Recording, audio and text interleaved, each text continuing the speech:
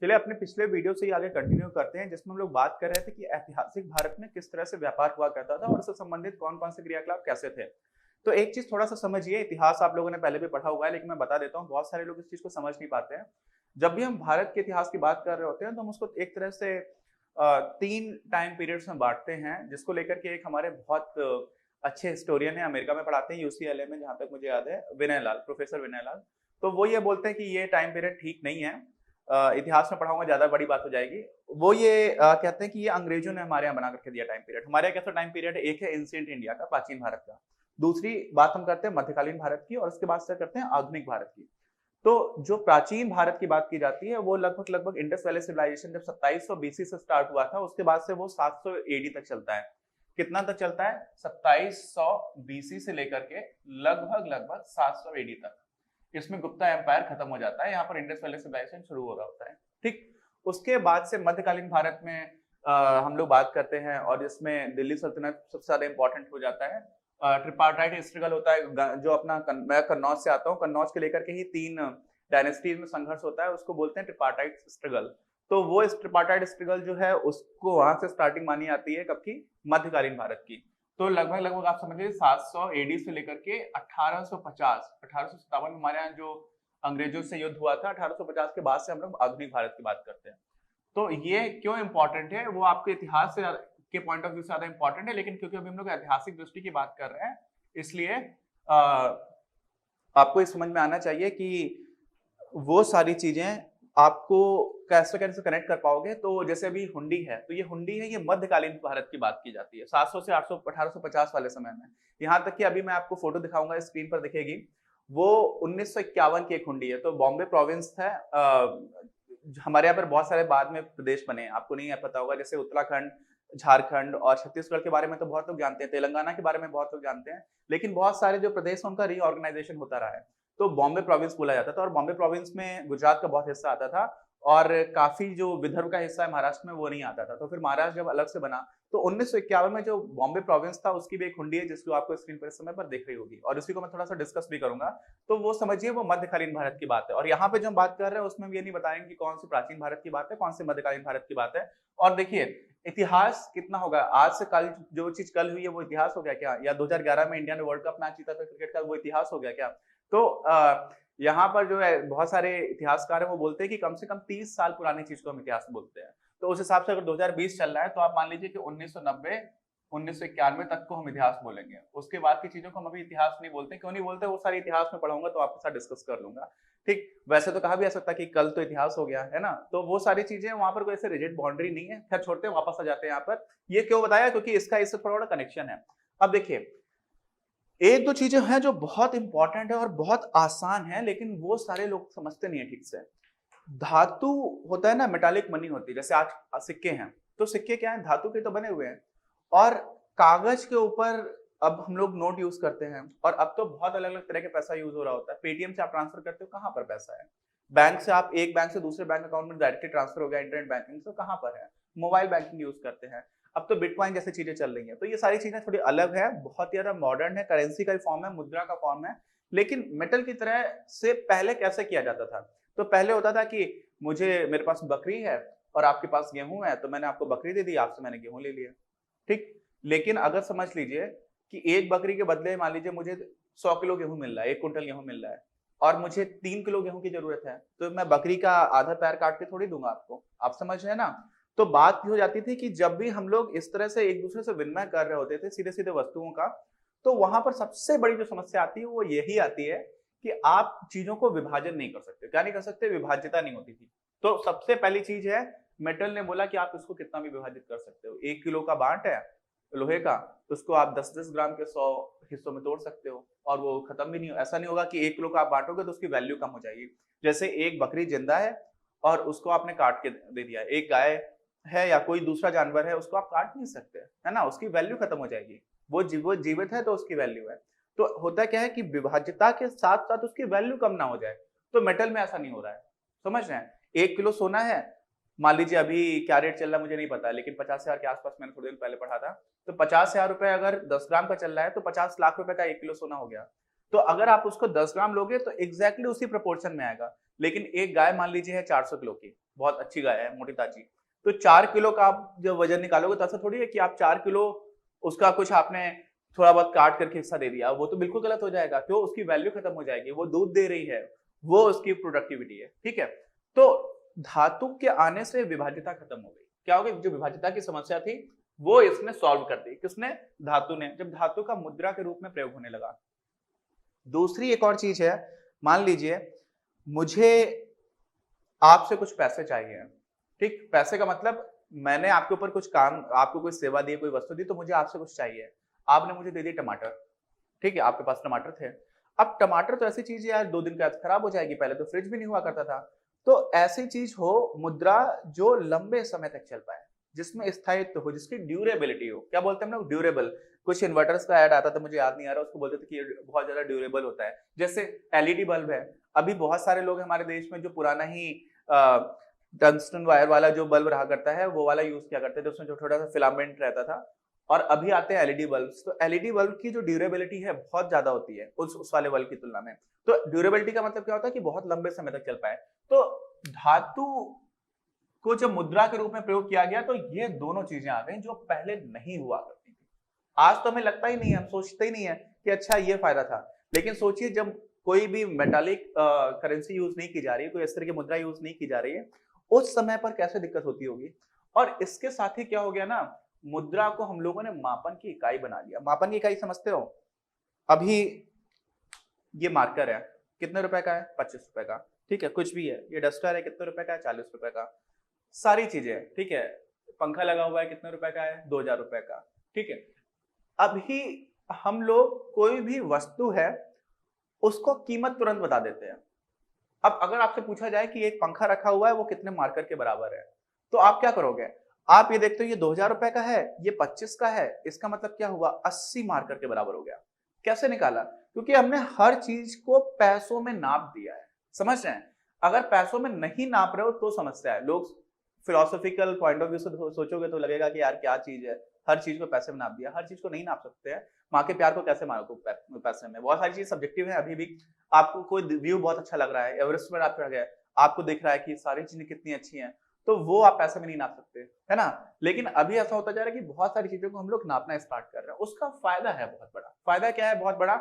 जैसे वही फिर से उदाहरण कि मुझे आपसे 3 किलो गेहूं चाहिए और मेरे पास बकरी है, और एक बकरी की कीमत जो है वो 100 किलो गेहूं के बराबर है, तो मैं उसको थोड़ा सा काट करके तो दूंगा नहीं। तो वहां पर क्या हो जाएगा, जब पैसा से आप नापने लगोगे तो आप सिर्फ पैसे देते चले जाओ। समझ रहे हो ना? हर चीज को आपने पैसे में कन्वर्ट कर पाया, उसकी वैल्यू। तो ये एक बहुत इंपॉर्टेंट एस्पेक्ट था। और साथ में क्या हुआ? विनिमय का माध्यम हो गया। विनिमय का माध्यम क्या हो गया? मुझे आपसे कोई चीज चाहिए, वस्तु चाहिए, तो मैंने आपको पैसे दे दिए। अब सोचिए, जो पैसे दिया, करेंसी दिया, कुछ भी दिया, कागज आपको मिलता है। अब अपने यहाँ तो डिमोनेटाइजेशन भी हुआ था, विमुद्रीकरण आप बोल सकते हैं, जब 500 और 1000 रुपए के नोट बंद कर दिए गए थे 8 नवंबर 2016 को। उसके बाद जो 500 और 1000 रुपए के नोट आपके घर में पड़े हुए थे, आपने बैंक में जाकर के जमा कर दिए। उन नोट, अगर आपके पास आज वो नोट पड़ा हुआ है तो उसकी क्या वैल्यू है? उसकी खुद की कोई वैल्यू नहीं है। हालांकि मेटल के केस में ऐसा नहीं होता है, लेकिन आप ऐसा समझिए कि मुद्रा की खुद की कोई वैल्यू नहीं है, लेकिन उस पर ट्रस्ट है। अगर मेरे पास 2000 रुपए का नोट है और आप भी मान रहे हो, पूरा समाज मान रहा है कि ये, हाँ, इसकी वैल्यू 2000 रुपए की है, नहीं तो आप समझिए वो तो कागज है, और उस 2000 रुपए में मैं पंखा ला सकता हूँ। तो पंखा तो आपको दिख रहा है कि हाँ ये चलता है, इससे हवा आती है, उसका कुछ फायदा है। उस 2000 के कागज का क्या मतलब है? कोई मतलब नहीं है, अगर लोग उसको ना माने। तो यहाँ पर क्या हो जाता है, क्योंकि सारे लोग मान रहे होते हैं, ट्रस्ट का एक फैक्टर होता है, तो इस वजह से वो बहुत ही ज्यादा इंपॉर्टेंट हो जाता है। कब? जब आप उसको एक्सचेंज कर पा रहे हो, तो विनिमय कर रहे होते हो। एक इतिहास का एक और विषय है, जब सिक्के घिसते चले जा रहे थे तो उनका वजन कम हो जाता था, तो उसकी भी कैसी कैसी प्रॉब्लम्स आई थी, मैं आपको बताऊंगा आगे कभी जब इतिहास पढ़ाऊंगा। तो अभी के लिए आप समझ चाहिए कि ये बहुत ही बड़ा, एक बहुत इंपॉर्टेंट चेंज था, जब मुद्रा के रूप में हम लोग इसको धातुओं का प्रयोग करने लगे, तो उससे विभाजकता और ड्यूरेबिलिटी यानी स्थायित्व की समस्या जो थी वो खत्म हो गई, और साथ में उसको हम लोगों ने मापन की इकाई और विनिमय के साधन की तरह से प्रयोग करना स्टार्ट कर दिया। इससे क्या हुआ? इन सारी चीजों से अब आदमी को कोई भी एक दूसरे से चीज खरीदनी है, बेचनी है, तो कोई दिक्कत नहीं होती थी। पहले तो बहुत सोचना पड़ता था यार, ये तो खरीद ही नहीं सकते हैं, जब 100 किलो गेहूं खरीदना होगा तभी बकरी को बेचूंगा। अभी तो आपको 3 किलो भी खरीदना है तो आप जाकर खरीद सकते हो। तो आर्थिक गतिविधियां समझते हैं क्या होती है? आर्थिक गतिविधियां में मुख्य रूप से उत्पादन है और विक्रय है, क्रय विक्रय। तो अगर कोई चीज कोई प्रोड्यूस कर रहा है और आप कुछ सेल कर रहे हो, कुछ परचेज कर रहे हो, तो ये सारी ही आर्थिक गतिविधियां हैं और ये बढ़ जाती हैं क्योंकि अब इस तरह की जो पहले समस्या आती थी वो नहीं आई। तो आर्थिक गतिविधियों में तेजी बहुत ज्यादा अच्छी तरह से आ गई जब हम लोग मेटालिक मेटल्स का यूज करने लगे, मेटालिक करेंसी का यूज करने लगे। ठीक, तो देखिए ये कुछ सिक्के हैं, जब मैंने बताया कि धातुओं के रूप में, धातुओं का सिक्कों के रूप में जब प्रयोग होना स्टार्ट हो गया ना, तो किस किस तरह से कहाँ कहाँ के सिक्के थे, ये थोड़ा इंटरेस्टिंग लग सकता है। ये बहवलपुर का है, ये बहवलपुर पाकिस्तान में है, वहाँ का बहवलपुर का है। ग्वालियर ये मध्य प्रदेश में पड़ता है और बुंदेलखंड क्षेत्र में आता है।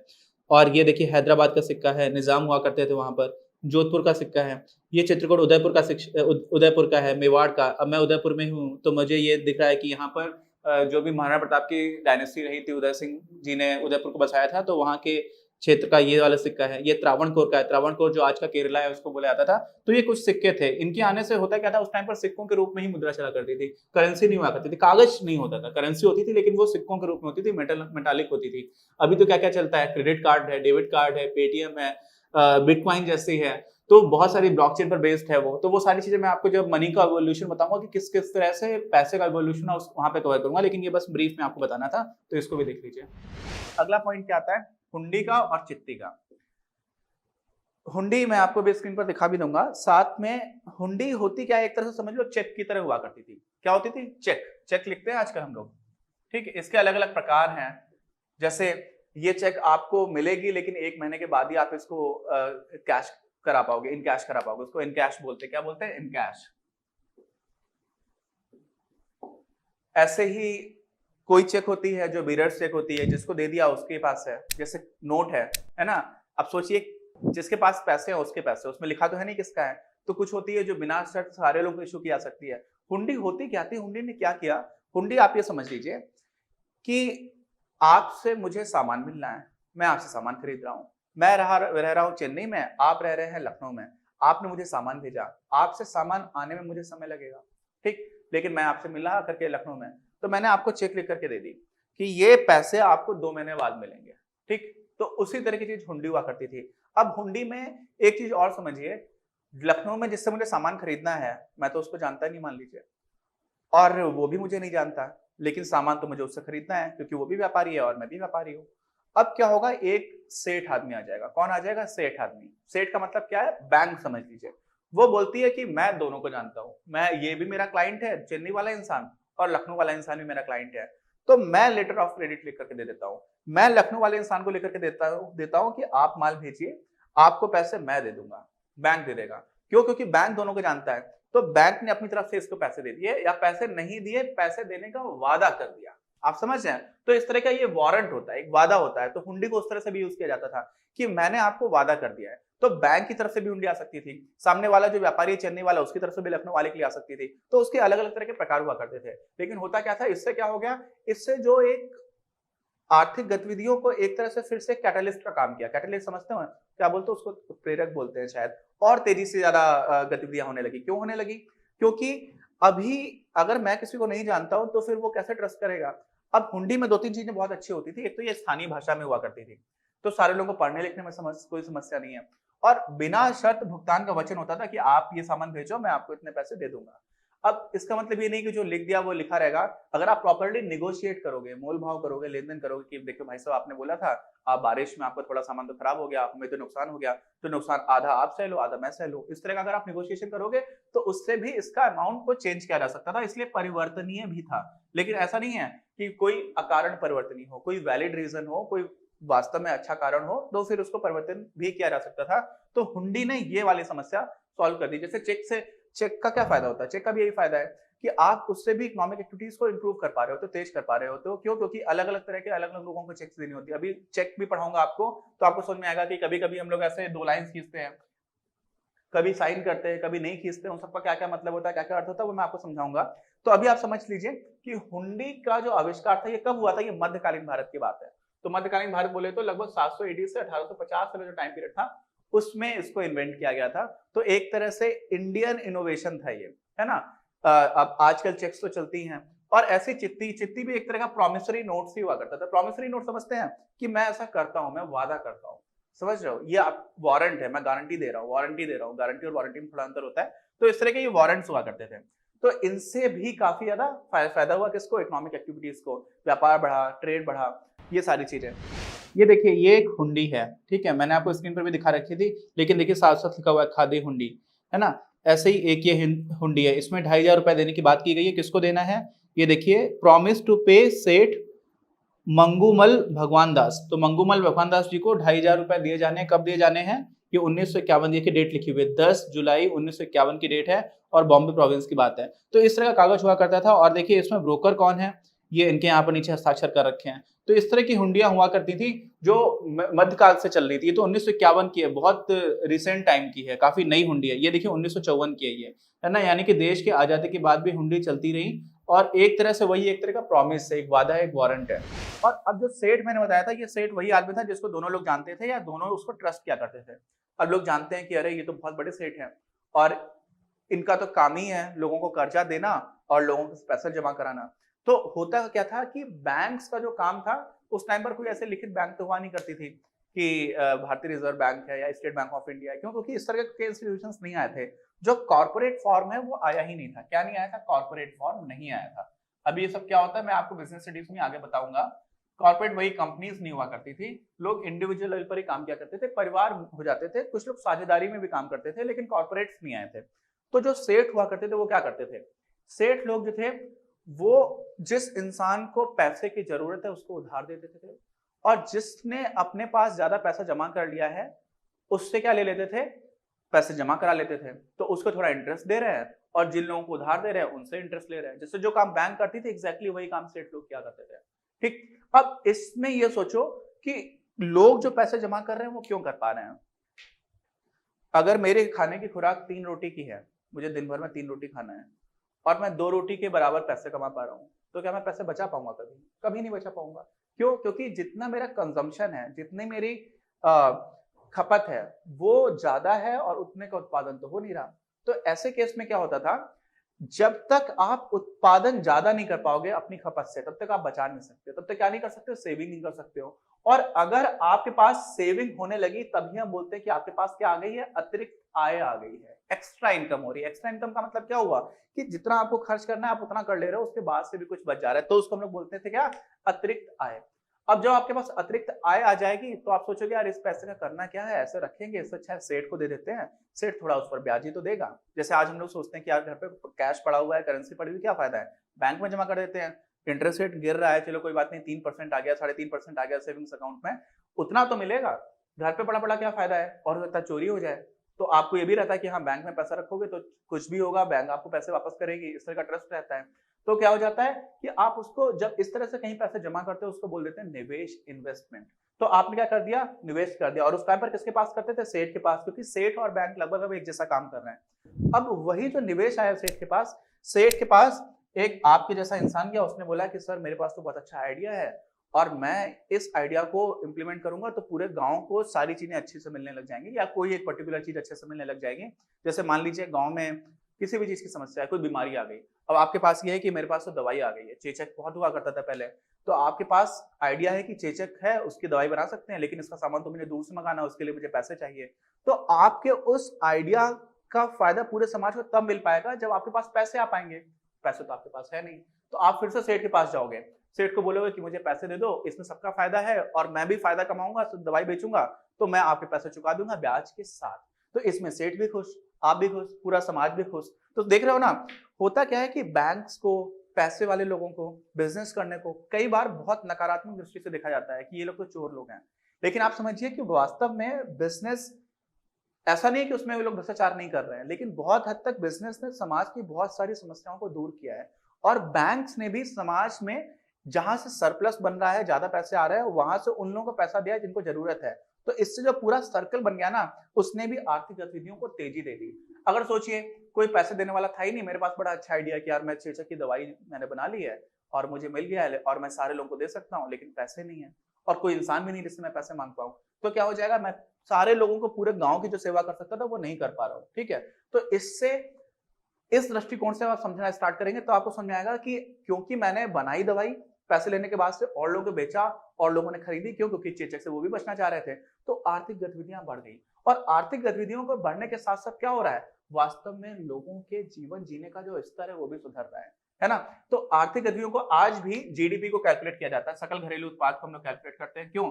क्योंकि इससे हम देश में ऑन एन एवरेज अगर हम देखते हैं पर कैपिटा इनकम निकालते हैं, प्रति व्यक्ति आय की बात करते हैं, तो उससे हमें आइडिया लगता है कि किस तरह का जीवन लोग जी रहे होंगे, है ना? तो ये सारी चीजें हैं, आपस में इंटरकनेक्टेड है। अच्छा, गतिविधियां किस तरह की होती थी उस समय पर, कैसे कैसे लोग काम करते थे? तो भाई साहब सबसे ज्यादा तो इंपॉर्टेंट था कृषि और पशुपालन, दोनों को ही हम लोग एक तरह से खेती से जोड़ करके देखते हैं।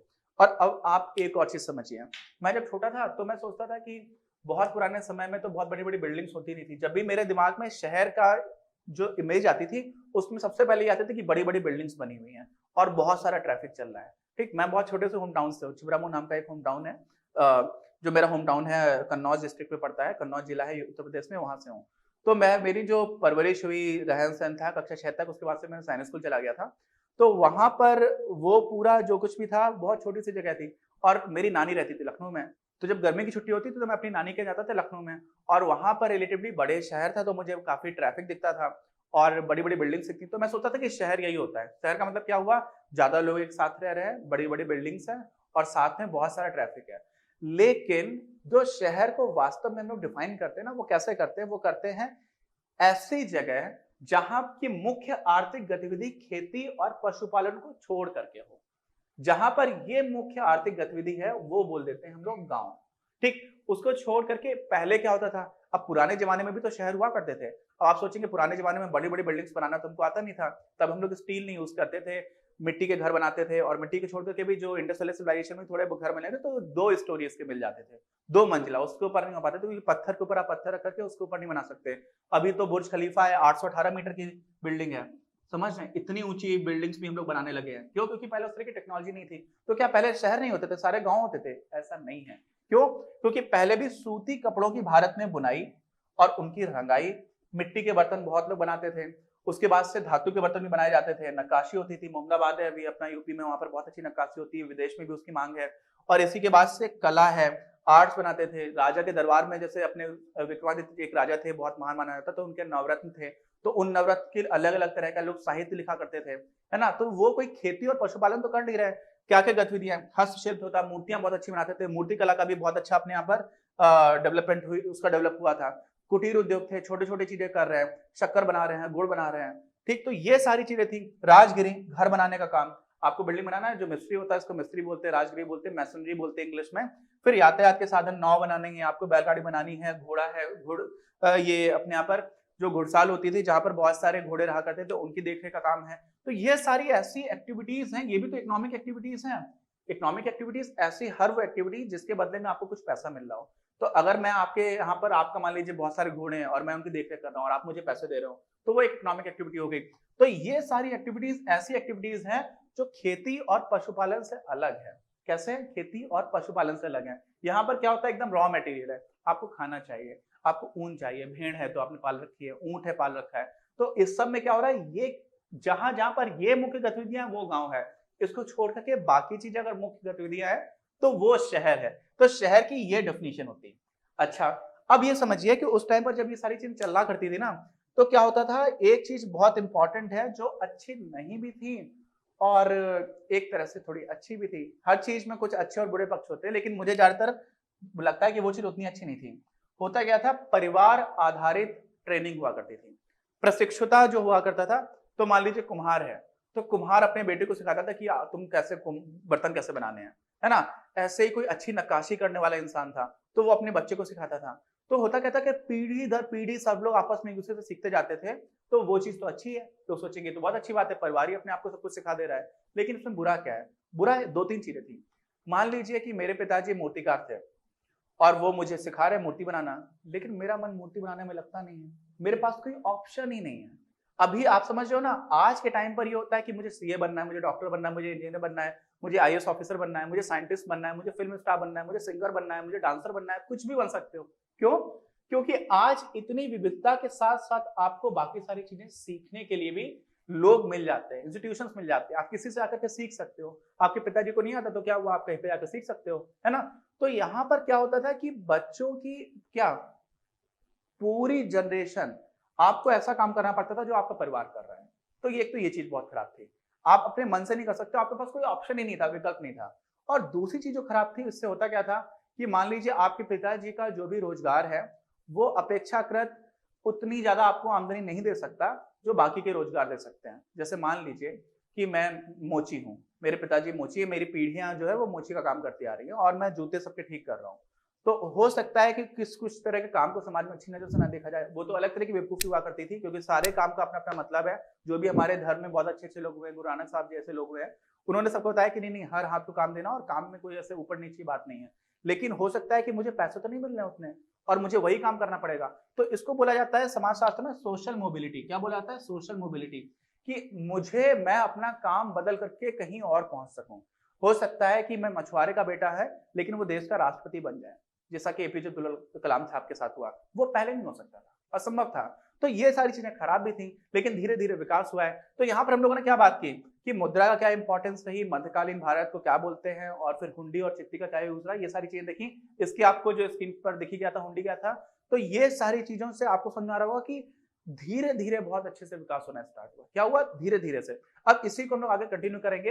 अब इस तरह से इतिहास को देखोगे तो आपको इंटरेस्ट समझ में आएगा, पूरी चीज समझ में स्टार्ट होगी। ठीक है, बिजनेस क्या है, कैसे काम कर रहा है, वो समझ में आने स्टार्ट होगा। इसी को कंटिन्यू करेंगे हम लोग अपने अगले वीडियो में। अपनी क्लास का उद्देश्य आप सभी के लिए आप ही की भाषा में गुणवत्तापूर्ण शिक्षा उपलब्ध कराना है। कक्षा 12 तक के सभी प्रमुख विषयों पर हम वीडियोस बना रहे हैं, और कुछ विषयों पर वीडियोस आपके अपने चैनल अपनी क्लास की ही अन्य प्लेलिस्ट पर अपलोड भी हो चुके हैं।